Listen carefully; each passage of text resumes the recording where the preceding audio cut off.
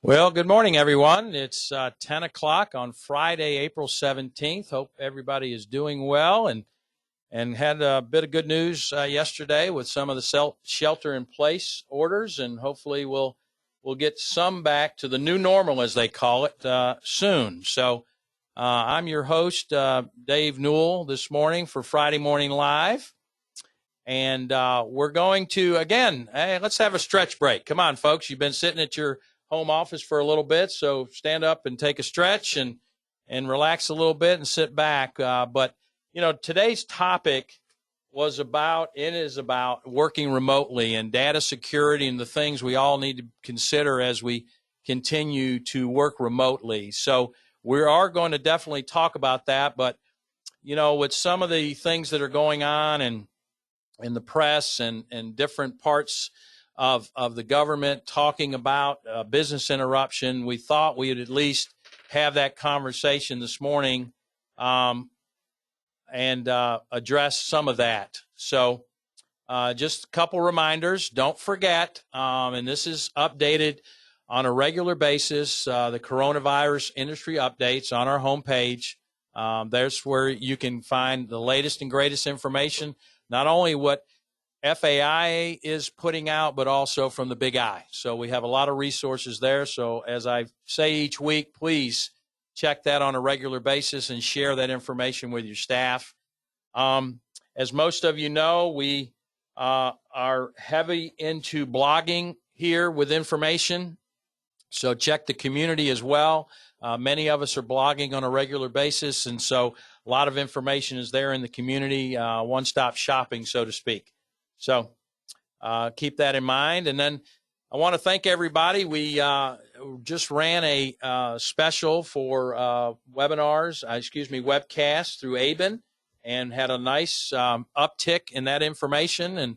And you all have taken advantage of that discount code. So, but this is more to come. We have a lot of information and classes, web-based instruction online. So take a look at our education page and take advantage of those classes.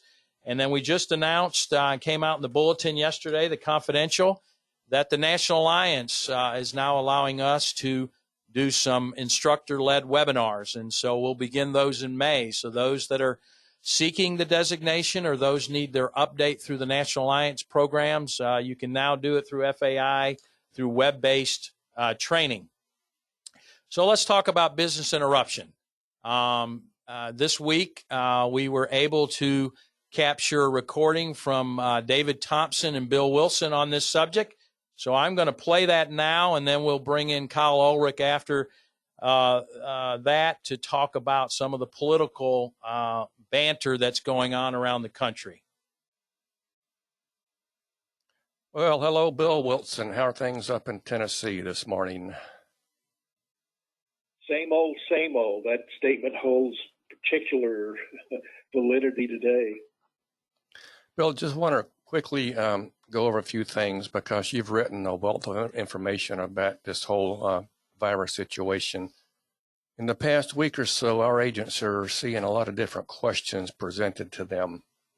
I guess it starts at the top with the president saying these claims ought to be covered because he can read, and you've got local politicians. I've seen some in Texas writing the commissioner saying these ought to be paid. We've got some local ordinances that cities and states are trying to pass to maybe trigger coverage.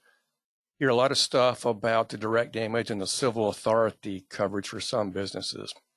And all of this stuff in the past week, Bill, has your opinion of coverage changed based on what you've written in the past few weeks, or is it still the same situation? Nope, hadn't changed at all. I don't see, when you look at from the policyholder side, particularly trial lawyers are talking about or filing litigation basis under civil authority to pay these claims. But the reality is that most of what we're reading or hearing about in the media, just generalizations about what that coverage is. Hardly anybody. I can only think of one, maybe two members of the trial bar that are actually citing policy language. They're just talking about, well, a civil authority, the government's ordered these businesses to close, and policies have civil authority coverage, therefore they should pay. And the reality is that's not, at least if we're looking at ISO and comparable language, that's not what the forms say when you read them. So I don't see those claims going anywhere, but you never know. When you're at the trial court level, anything can happen. What would it take, Bill, in your mind, can you come up with any situations, maybe real businesses, that you could say that, well, they've got a shot at some coverage here? Does anything hit your mind like that, or you think it's just fat chance and almost zero possibility? Well, it depends. Get on the language. I can't. I can't. All the policy forms that I've read that address civil authority, I can't recall any language that would cover a pandemic. And we all know that is never the intent of insurance policies, to cover catastrophic losses, even that are regional ones like flooding, wildfires, etc., potentially where you can affect a large number of exposure units. Companies don't want to cover those, even in the case of wildfires, where fire usually is covered unless you're in a standard fire policy state. What some of these areas are finding out is they have availability problems because most insurance companies simply do not have the assets to be able to cover billions, or in the case of pandemics, trillions of dollars in exposure. So that's why they have the language that they have. Yeah, we've seen reports in media of Dave Newell sitting at $340 billion a month. Dave, I think, is nodding his head's correct on that. I'm writing an article right now about this. That the idea that's being knocked around is that we incorporate into TRIA, the Terrorism Risk Insurance Act, a pandemic insurance component, and using the existing system. And I just think the idea of a pandemic, because it affects potentially everybody in the country, insurance just simply is not the right risk management approach to take when it comes to a pandemic. I don't think there are entities that exist other than governments that are able to respond. It's just a matter of trying to figure out a way that we can respond better than we're able to right now. Bill, our message to our agents, because like I said, they're receiving some different questions based on this media blast from the president down to whoever. For our agents that are listening, I was talking to Dave Newell before we came in here, and our message has stayed the same, folks. There's no change here. And that is, from an agency standpoint, there needs to be an invariable practice where everybody is saying the same thing to the customers. When customers call, our agencies should advise them that we are not an adjuster. We can't legally determine coverage, and we'll be glad to turn that claim in for you. And now I'm sure they're being asked, well, the president or the whoever says it's covered. Well, my response is the president's not an adjuster either. We'll be glad to submit that claim for you. And as a reminder, just because we submit a claim to you, there's no assurance that there is any coverage. Would you want to add or change anything of that recommendation, Bill?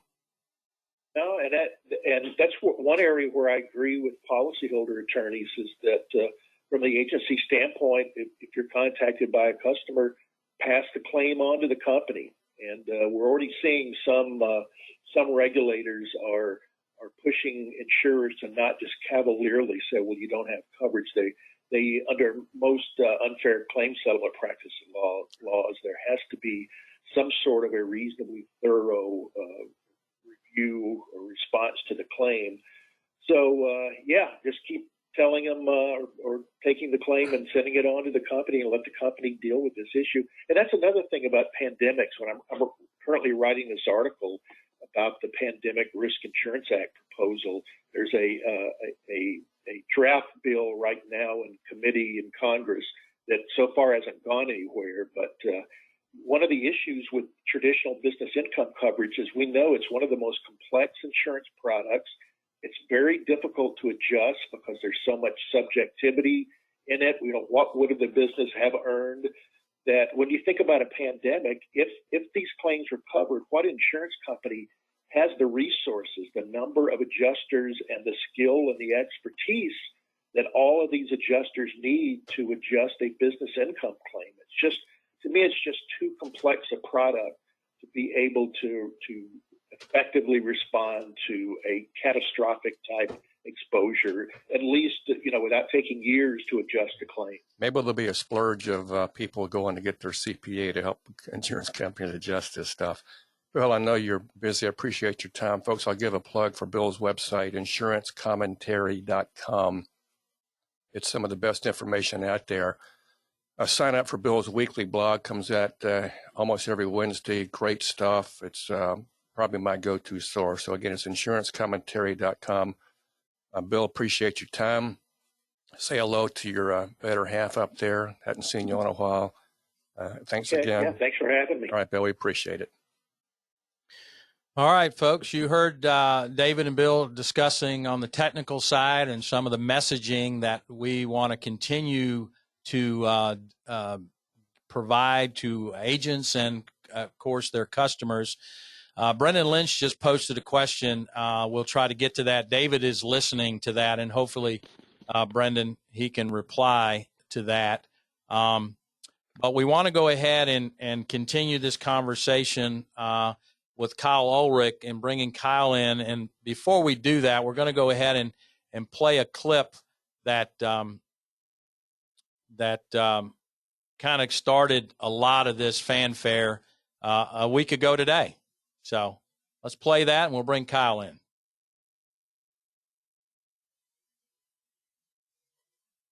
Okay. Play that, and we'll bring Kyle in. There we go.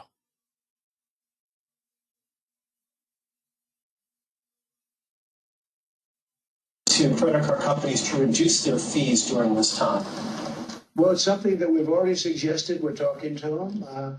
Business interruption insurance. I'd like to see these insurance companies. You have people that are paid. When I was in private, I had business interruption. When my business was interrupted through a hurricane or whatever it may be, I'd have business where I had it. I didn't always have it. Sometimes I had it. Sometimes I had a lot of different companies. But if I had it, I'd expect to be paid. You have people, I speak mostly to the restaurateurs, where they have a restaurant, they've been paying for 25, 30, 35 years, business interruption. They've never needed it. All of a sudden they need it. And I'm very good at reading language. I did very well in these subjects, okay? And I don't see the word pandemic mentioned. Now, in some cases it is. It's an exclusion. But in a lot of cases, I don't see it. I don't see reference that they don't want to pay up. I would like to see the insurance companies pay if they need to pay, if it's fair. And they know what's fair, and I know what's fair. I can tell you very quickly. But business interruption insurance, that's getting a lot of money to a lot of people. And they've been paying for years. Sometimes they just started paying. But you have people that have never asked for business interruption insurance, and they've been paying a lot of money for a lot of years for the privilege of having it. And then when they finally need it, the insurance company says, we're not going to give it. We can't let that happen. Please go ahead. Well, let's go ahead and bring in Kyle Ulrich, our FAI Senior Vice President of Public Affairs. Good morning, Kyle. Hey, good morning, Dave. So, we heard from Bill and David talk about certainly the technical side and the messaging side, and now we want to get into the political side, Kyle, and that's why we brought you in this morning to talk about it from your vantage point and the people that you deal with, both on state and federal levels. So, just kind of give us an overview of what you're hearing and what you're seeing as far as people be able to respond to this. Sure. Thanks, Dave. Yeah, and it's times like these where you have the intersection of, technical policy language and politicians' desire to kowtow to their constituents and appear to try to be helpful to them. And many do want to be helpful. I don't want to, give the misimpression that this is just for political purposes. They do want to be helpful. But oftentimes some of these comments are misguided and are not necessarily rooted in fact, certainly as Bill and David allude to as it relates to policy language and what coverage is there. The sort of distinction that the president tried to make last Friday with the difference between, virus or pandemic being specifically listed as an exclusion I don't see why that matters personally, but needless to say, this conversation about insurance response and a government solution to business interruption has been going on since the outbreak. I mean, we've been hearing conversations for the last 5 weeks. At the beginning, there was a fair amount of talk about a TRIA-like proposal.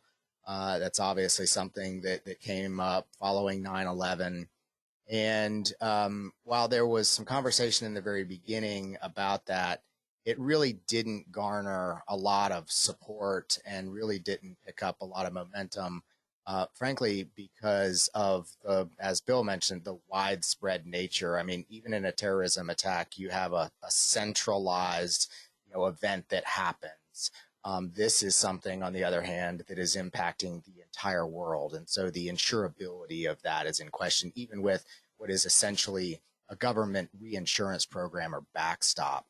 So really, the conversation moved from a TRIA-like proposal to something that more along the lines of a recovery fund. And it's a proposal that the Big I and many other business trades have signed on to support. They sent a letter to the administration and leaders of both the House and Senate, both minority and majority leaders, expressing support for a plan that is called the COVID-19 Business and Employee Continuity and Recovery Fund. And they would essentially set aside money that would be administered by various groups, could be insurance companies, could be insurance agents, to help those who have been impacted by this. It's not really an insurance program. Right. It's a recovery fund where the government decides that we're going to set aside a certain amount of money to be able to distribute this money to those who have been impacted. You see lots of estimates about what the business interruption impact is, and probably they range anywhere from $325 to $425 billion a month. I've seen figures everywhere in between. And when you look at that impact, let's just say it's $375 billion a month. The estimates of the entire surplus of the insurance industry in the United States is somewhere in the neighborhood of 800 billion. So requiring the industry to pay for these losses that were never intended to be paid or specifically excluded, in many people's opinion, would essentially bankrupt the entire industry in 2 months. And so it's simply not an option that carriers have to be forced to do that. So there was a fair amount of conversation going on about this recovery fund. And then, of course, the president made his comments last Friday that sort of reignited a lot of talk. And I know that, my phone lines and emails started blowing up on Friday afternoon as a result of our members' phone lines blowing up saying, hey, I just watched the president's comments and I want you to file a claim on my behalf, even from some customers who had previously acknowledged that they probably don't have any coverage. Right. And so, a lot has been talked about relating to states' reaction. There are certain states whose legislatures were still in session. Many have been since called off or postponed. There were several states, probably 3, 4, 5 of them, that legislation was filed to require carriers to cover business interruption losses.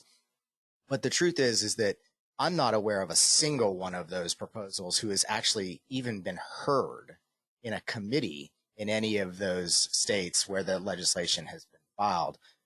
Many of our members got an email from us this morning asking that you start making calls to 2 Florida congressmen who co-signed on to a bill that was filed earlier this week that would do similar things, require carriers to pay those business interruption losses, and also basically usurp all state-based regulatory authority and nullify exclusions in policies.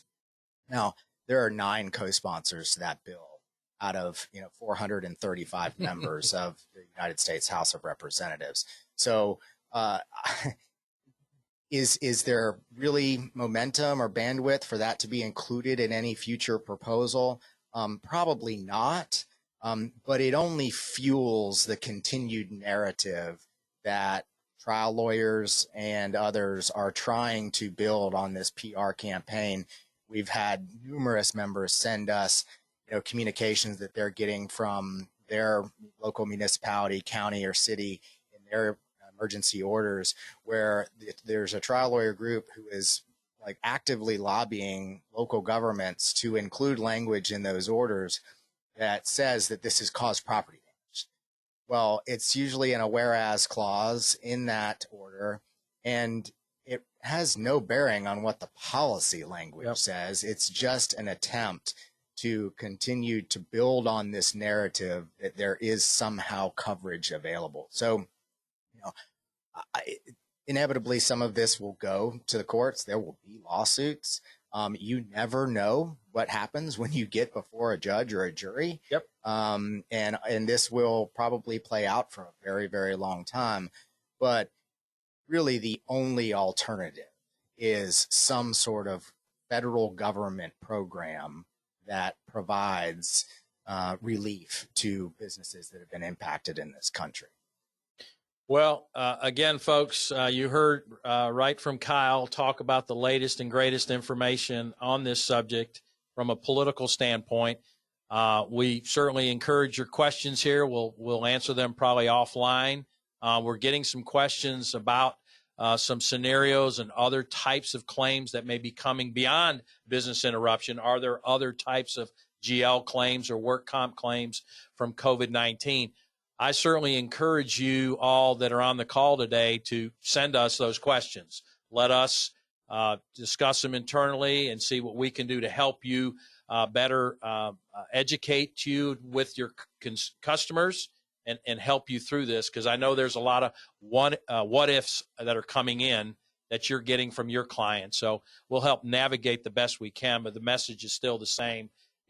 We'll submit it to the carrier and let them adjust the claim accordingly. So, but Kyle, any parting shots for the group? I guess maybe the last thing that I would say that I didn't mention, I did mention that there are some states that have legislation that has been filed.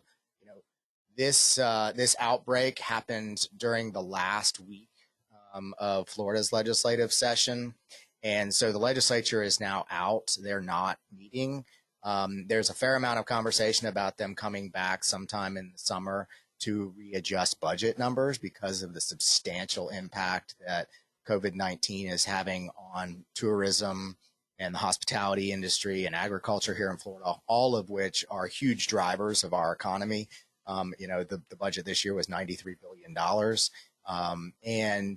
But with all of that talk about the legislature coming back and addressing, budget shortfalls and cutting programs and services and stuff like that, I have yet to hear a single credible idea come from any member of the Florida legislature wanting to change Florida law as it relates to business interruption. Right. Not to say that it won't come. I mean, it very well could. Right.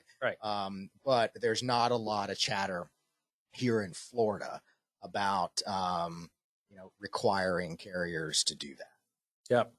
Well, thank you so much, Kyle. I know you're a busy guy, and I'm sure the phone's ringing off the hook over there for you to get on to something else. So thank you for coming in this morning to give us the political landscape of this issue, business interruption. So we'll go ahead and turn our attention to the topic at hand and bring in Nate Ginter. Nate, are you with us this morning? I am indeed. Good morning. All right. Well, folks, wanted to bring Nate in with Vine IT, one of our fine FMS partners. And the subject matter this morning is talk about navigating a work from home world. And I think most of us are in that world right now, right, Nate? Indeed. And I think we'll be there for quite some time. And maybe that's part of the new normal, right, Nate? Absolutely. And in fact, that's one of the things that I actually talk about here in my little spiel this morning. Okay. And just want to let everybody know. I'm sorry, good. Yeah, I'm going to give the overview. You just walk through it, and of what we're going to talk about this morning. Give a little background about Nate. Many of you probably have met Nate at our convention or other thing. He has spoken to several local boards. He has been around this campfire for a little while and has helped many members, not only on the line this morning, but others that are working away in their offices. We're going to talk about emergency mode versus the new reality. You know, what does that really mean, and how do we all adjust to that? The big three threats in working from home. You know, we certainly are all FAIA, and many on the call today are working remotely, and what we need to consider as a threat. How do we keep it separated? How do we adjust for that as we move forward? Security, broad strokes, just talking in general. Remote work access long term. And again, Nate, I think that's part of the new norm that we all are talking about. And then what should I ask, an IT consultant? So let's just talk a little bit about your background, Nate, and just, what you've been involved in for the last 15 years from a IT security experience. Sure. So I got my start in the late aughts there, working for a company that was very heavy in medical IT. So I basically sort of trained myself up, got a bunch of security certifications. I hold numerous, certifications from a lot of different vendors, Microsoft, Dell, but I'm also an ISAC certified cybersecurity auditor.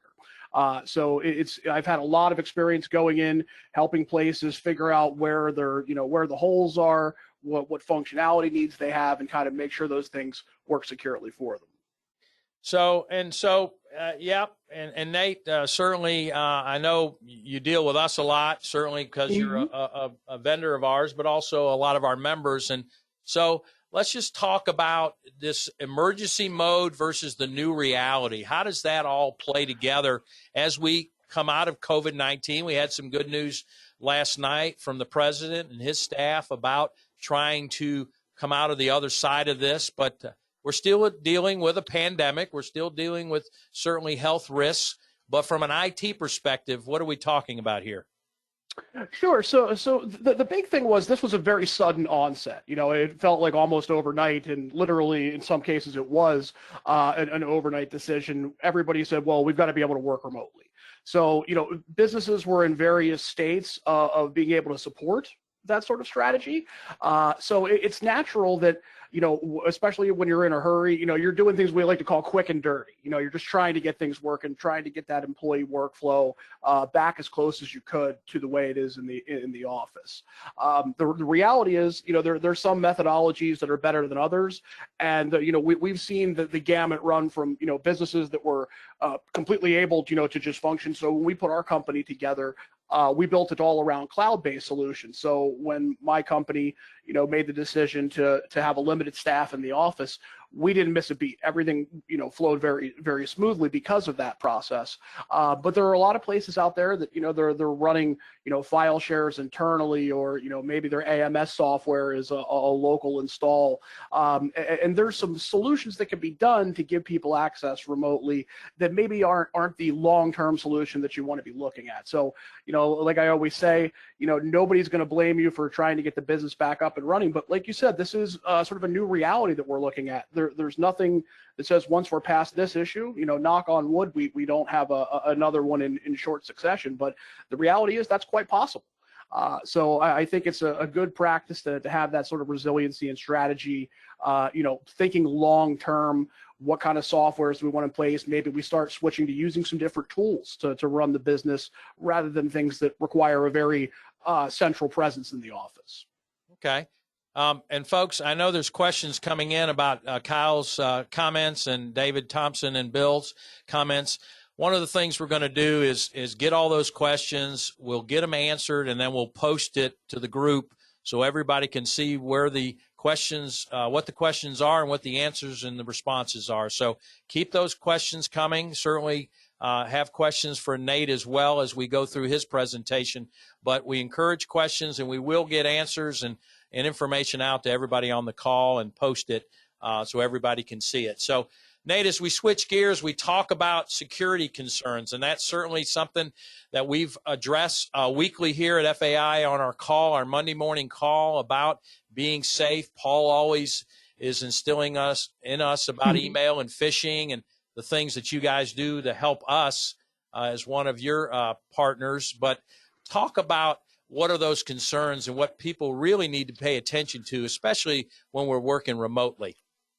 Sure. So I kind of chose the big three, as I call them, for the things that we need to really worry about the most in a work from home environment. So obviously, with using more remote technologies, things like Office 365 and online file systems such as Dropbox, those sorts of things, there's a lot of fake email phishing attempts that go out trying to capture people's credentials.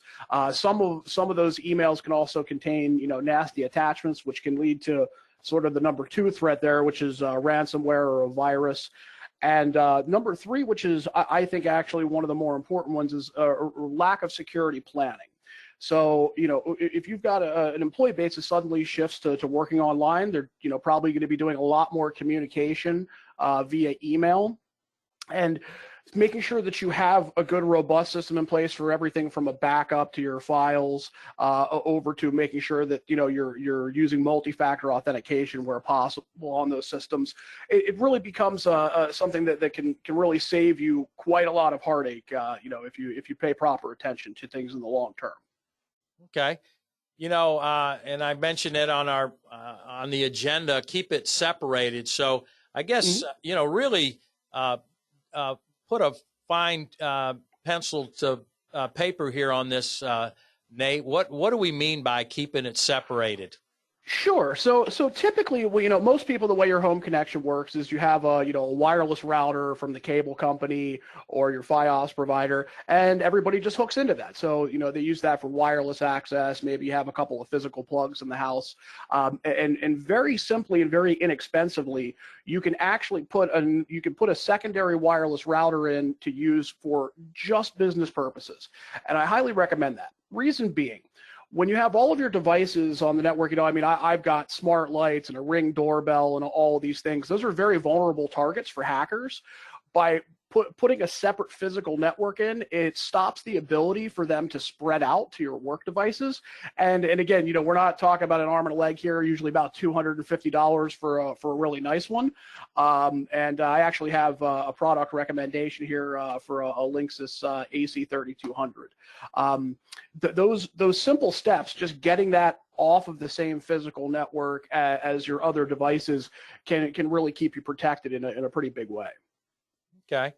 And again, you see it up on the screen there, Nate's recommendation. And certainly if you have questions about that or creating that separate network, certainly reach out to us and we'll get you with Nate and he can help you through that process. So now we're talking about security broad strokes and that's the key here, keeping the data, keeping your work product secure, right, Nate? Absolutely. And just to let anybody know, if anybody has questions, I am a registered member on the FAI community forums. You can find me there, or if you head over to vineit.com, you can always find our contact info there as well. We also have a work from home do's and don'ts sheet available for download right on our main page. So highly recommend everybody take a look at that as well. Hey, before we get into this one, Nate, one question that came in, should we have 2 cable connections at home? There's not really a need to have 2 cable connections. In a perfect world, that's definitely a great way to go to make sure that you have the highest level of protection. For some people, especially if you're talking about an entire company, if you've got a lot of employees, that can be very expensive for some people. So you have a pretty reasonable level of protection just having a second router on the same connection, but it's never a bad idea to have a completely separate connection for your work environment, for sure. Okay. All right. Again, keep those questions coming, folks. And so, Nate, back to security broad strokes about monitoring and alerting, and certainly training. I think is a big part of this process, don't you think? Oh, for sure, absolutely. And so one of the things that I try to stress to people as well is, again, there's a difference between kind of quick and dirty and getting everybody up and running versus long-term plans. I really highly recommend people stay away from doing from making it a practice that people are using their own home computers to access company resources. That's a pretty big no-no and can lead to some pretty significant trouble. So, you know, in the long term, that's something that's very important. When we're talking about, you know, having a distributed work environment where, you know, everybody's not in the building, you know, using company resources inside of the location, it's very important to make sure that the fleet of machines that you're using have some sort of monitoring on there. You know, I always say, you know, we have antivirus. And I say, says who? Could you show me a report? Is there any kind of a central management console that we can know, you know, as business owners, that our machines are all protected and being updated on a regular basis? It's also very important that those things do alert to a central authority, whether it's in-house IT or somebody outsourced that you have, because a lot of times we get multiple alerts a day where, you know, somebody, you know, clicks on a file, opens a link, and it, you know, triggers the antivirus system pulling a quarantine. And you want to make sure you're following up on those things to make sure you know if something's going on one of the machines there. Training, as you mentioned, Dave, super important piece that cannot be overlooked. I know the FAI uses it. We use it. There's a company called KnowBe4 that you can actually purchase directly from, where they actually do email and phishing campaigns utilizing a lot of the traffic patterns that are going on with current, you know, emails and phishing attempts in the real world.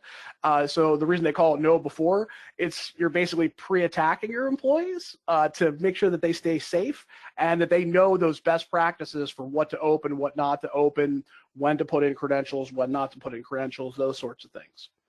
Another big piece that I really cannot stress enough is a good backup. So a lot of people think that just because they're on Office 365, maybe they're using OneDrive or you're on Google Apps and using Google Drive, that those files are all protected. So, you know, from accidental deletion, some of those things can happen. But when you get crypto-lockered and you're syncing your files locally, well, guess what happens? It syncs up the crypto-lockered files. So things can get overwritten. There's a platform we recommend called Backupify that you can purchase directly from them as well. And that actually does a cloud-to-cloud backup. So even if somebody, you know, an employee who was supposed to have access, you know, maybe, you know, that they were let go and they know it's coming, so they decide to delete all of their items, you can actually just restore them right back in a very easy process. So good backups, always a good thing to make sure.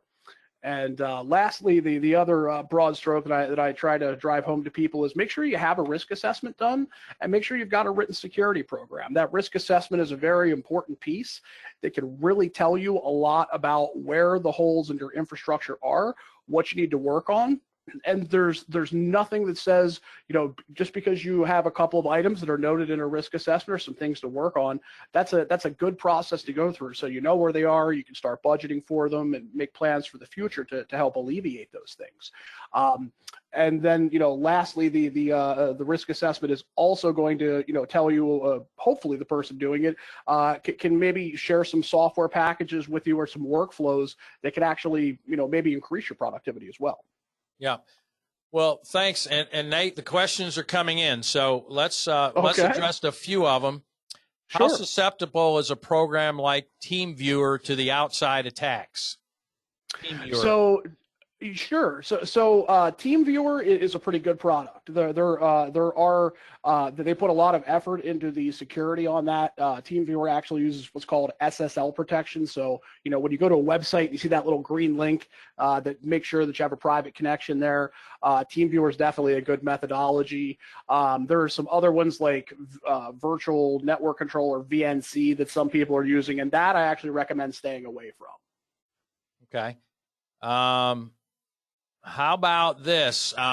Even though there is no hack or phishing locally, what about integrated services such as marketing services or automation like Zapier, MailChimp, or SurveyMonkey? Mm-hmm. Yeah, so those are very, actually we use MailChimp and SurveyMonkey ourselves. So those sorts of services, generally speaking, you have a very low exposure threshold because they're actually meant for sending out emails. It's basically most servers on the internet won't let you send out 1,000, 2,000, 10,000 mailers. You employ one of those products in order to be able to send mass emails out to people without having them blocked or you know, blacklisted as spam. So next one, how safe are programs for PDFs like Fox IT? Okay, so Foxit is basically a cheaper alternative to Adobe. Cheaper usually comes with risks, and with Foxit, it definitely does. Foxit is they have a much smaller company for plugging up security holes than Adobe does. I say whenever possible, as long as you keep it updated, you should have a reasonable level of protection. But I say wherever possible, go with the big dog in the arena. I generally recommend Adobe DC as my preferred PDF methodology. All right, we'll answer one more, and then we'll go on and answer a few more later. But there's Sure. been a lot of press with more and more of us using Zoom. Is Zoom secure? I'm hearing a lot about Zoom hacking. How can we make it more secure? So Zoom is by nature designed to be a pretty open video conference protocol. They all suffer from some level of the ability for people to get in from the outside. There's not really much that you're going to do as an end user to make Zoom more secure. That's up to the people that are doing the programming on that. Okay. So still a platform. I mean, most of you use it. I mean, we use it weekly here at FAI, and I'm sure many others are doing the same. I run a poker game every Wednesday and Saturday night. That we all use Zoom as well. All right. Well, so you definitely are practicing social distancing. But absolutely. Let's talk about as we look to come out of COVID-19 and we look to get back to the new norm. Remote work is long term. I think that's where we're headed in this. So give us some highlights here, Nate, about working remotely long term. So one of the things that I like to let people know is that this actually it can be a good thing. So most people find that when you get a good work from home system in place and you do the work to kind of shift those platforms that you're using away from that centralized location, you get a greater degree of freedom for your employees. And generally speaking, remote workforces are amongst the happiest workforces that there are. So you can find efficiencies in changing in some employee workflows rather than if you used to have a Friday morning conference with the whole company, maybe you use a Zoom or a GoToMeeting type of session instead. In addition to that, there are some concerns anytime we have people working from home where okay, so you're using a file system, maybe you're using Google Drive. How do you know that data isn't actually going somewhere, and how do you know that your employees are actually being productive? I have a link up here for a company called TerraMind, and what TerraMind does is actually employee productivity and workstation monitoring. So there's a couple of pieces to that. Number one, it actually kind of does a screen recording session and pulls some analytics, so you'll know if John or Sally is going away from their keyboard 30 times a day, or maybe for some reason they're only working a couple hours in a day. You get those basic notifications, but the other thing that's really cool that it does is also monitors for what we call data exfiltration. So if all of a sudden somebody decides, I'm going to pull down all of the files in our Google Drive, or you can set up specific alerts in specific folders to let people know if people are trying to actually save sensitive files locally. So it's a great platform for those items. A willingness to embrace new software is going to be needed by a lot of the agencies that we deal with. As far as getting a good workable solution for them long term. And, if you have in-house IT, ask them about your monitoring practices, ask them about their alerting, ask them what threats that they can detect, and more importantly, what they can't. So where those holes are. If you don't have an IT team, we always recommend, reaching out to someone. Of course, we recommend Vine IT, but there's, many companies out there as well. And before we go on to the next slide, we log in remotely through LogMeIn. Is that secure? It is indeed. So LogMeIn is actually our preferred remote platform when people need to be on work PCs from home. That's definitely the best way to do it. LogMeIn is just creating a window into another computer. So typically you'll install it on your work computer and then you'll be able to view it from home. Because it's a window and not actually saving the data there, it's a great methodology. LogMeIn is also secured with SSL military grade encryption, and it's pretty responsive as well. Like I said, we use it ourselves. Okay. And let's just talk about what people should be looking for when they deal with an IT consultant, certainly like Vine IT, but, you know, others that may have their guy. You know, everybody's got their guy, but, you know, what should agents be asking and looking for as they have these consultants, either they currently deal with or looking for others in the future? Sure, sure. So one of the big areas that you want to make sure they have experience with is in the compliance industry. So, you know, being financial services based, a lot of agencies fall under things that are categorized by Sarbanes-Oxley and other compliance standards, where there's things that they have to be doing to meet certain requirements. And, you know, your provider should be able to show a high degree of proficiency and comfortability working in those environments. Another big thing that's a help is, you know, knowing what industry certifications their staff possesses. You know, are they a Microsoft provider? Do they have good hardware certifications from Dell and the types of machines that they're going to be working on for you? These are all great things to make sure that are there. The third one that's kind of a no-brainer is references. Obviously, a good IT managed service provider is going to be able to, you know, provide you with a bunch of companies in a similar size and scope to your business. So some places are great at dealing with a handful of people, but, you know, once you start moving up to 10 or 20, their processes start to fall apart. So they should be able to show you something that's, you know, give you actual testimonials from clients that are around your size in the insurance industry. Hey, Nate, this is David Thompson. I got a question that has come in. For sure. Please have Nate repeat the name of the employee monitoring technology software. Absolutely. So that is TerraMind, and you can find them at www.terra, that's TERAMIND.co. It's important to note that it is .co, not .com. Okay, thanks, Nate. Absolutely. All right, I'm going to let you finish this, and then we'll ask some more questions because, Nate, sure. You're a popular guy this morning. So good. Well, you know, happy to answer them, and honestly, this is my favorite part of what I do, so bring them on. So a couple of other things to look for, business associate agreements and vendor non-disclosure. Are they willing to sign a business associate agreement? Why that's important. A lot of people have general non-disclosures.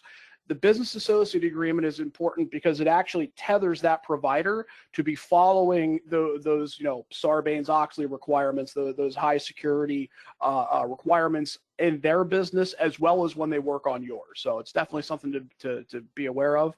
And I always say also there's kind of two models in IT. There's break fix and managed services. Break fix is exactly what it sounds like. When something breaks, you know, you give them a call and they come in and fix it. Typically, that's not a real desirable relationship. You want what's called managed services, where somebody's actively monitoring and tracking your networks and your devices, making sure things are updated, making sure they're alerted when things are not updated, you know, antivirus incidents, things like that, that generally lead to a much better relationship between you and your provider. And then the last two, there's a security incident management. You should be able to ask any IT provider that you're talking to what their processes are in the event of a security incident, how they communicate, what the response time is like, what the remediation process looks like. And then the last one, which is often overlooked but very important, is reporting. Maintaining compliance requires auditing and reporting of things like update management, change management logs. When they're working on your computers, they need to make sure that they're typing out a log of what they're doing, making sure, you know, that antivirus efficacy is there.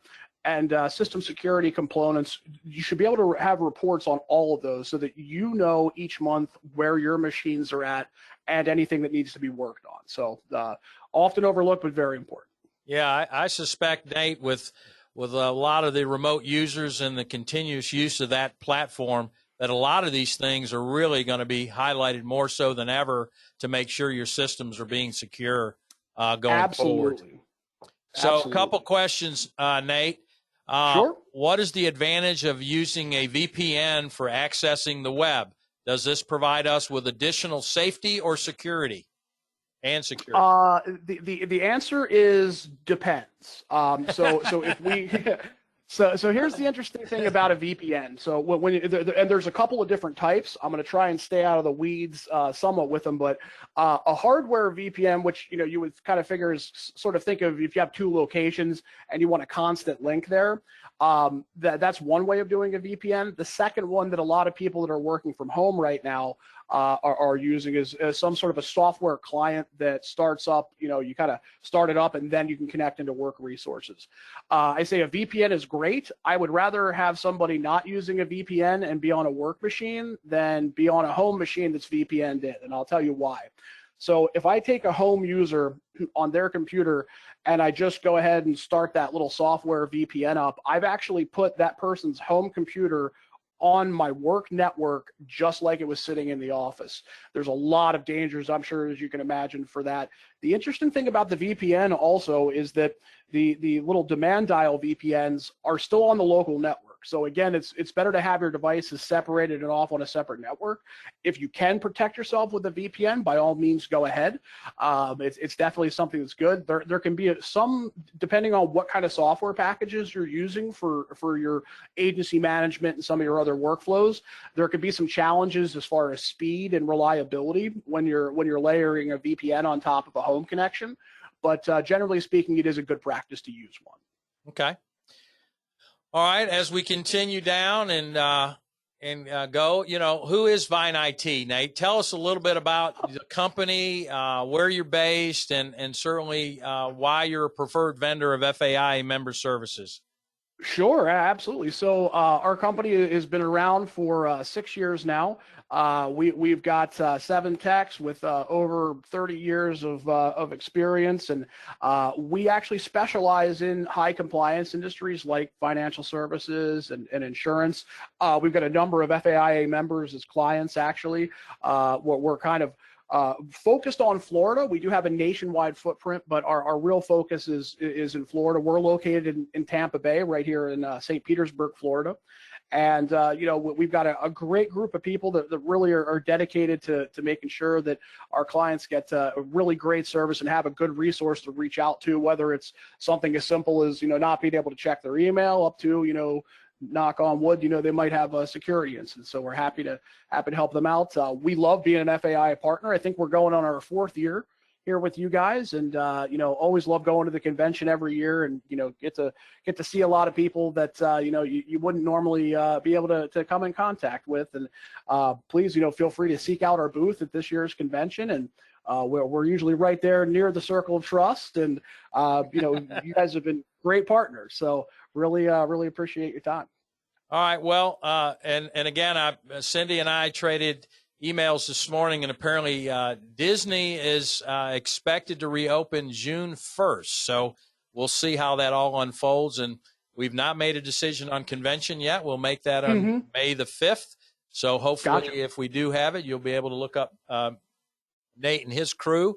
But again, Nate, thanks for being here this morning. There was a lot of good questions, and anything that we didn't get to, we'll certainly get you to answer offline and get it to the group.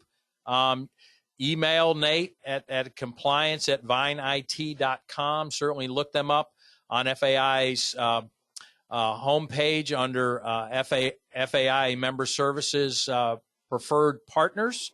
As Nate said, they've been with us for a few years. They've helped a lot of agencies and certainly have helped us internally here at FAI. So, again, thank you so much, Nate, and be safe out there, and hopefully you'll win a little money on Saturday during your virtual poker game. So thank you so much, Dave. Really appreciate your time, and everybody out there, thanks for watching. So just a couple upcoming events. Next week we'll have Frank Panaccio talking about some of the work comp issues with people working remotely, and certainly want to tune in for that. And then the following week, Susan Toussaint will talk about selling in the new normal. What does that look like as we come out of COVID-19? So, and we're going to have several shows beyond that, but those are the 2 that we have booked. So again, thanks for tuning in this morning. Stay safe. Encourage you to reach out to us with any questions, concerns. Keep sending the questions in. We'll address them. And then we'll go from there. We're going to post things online. This is being recorded, so you can certainly share it or replay it for certain information. So, again, thank you so much. On behalf of FAI, I'm Dave Newell, and have a great weekend and be safe.